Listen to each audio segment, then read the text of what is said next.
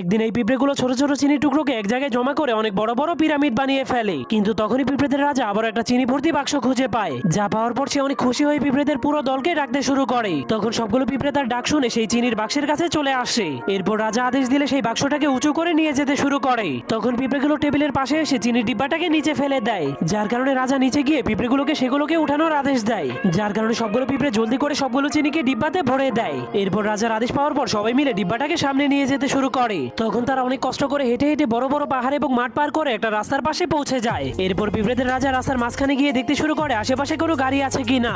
অনেক ভালো করে দেখার পর সবগুলো পিঁপড়ে ধীরে ধীরে রাস্তা পার হতে শুরু করে। কিন্তু তখনই হঠাৎ করে একটা গাড়ি আসতে শুরু করে পিঁপড়েগুলো চিনিগুলোকে ফেলেই সেখান থেকে পালিয়ে যায়, যার কারণে তাদের চিনিগুলো গাড়ি চাকার নিচে পড়ে নষ্ট হয়ে যায়। এজন্য পিঁপড়েগুলো সেই খালি ডিব্বাটাকেই তাদের বাড়িতে নিয়ে যায়। তখন তারা দেখতে পায় অন্য পিঁপড়েরা চিনির মাধ্যমে পিরামিড তৈরি করছে, যা দেখার পর পিঁপড়েদের রাজা বুদ্ধি খাটিয়ে সেই খালি চিনির ডিব্বাটাকে পিরামিডের উপরে নিয়ে যায়।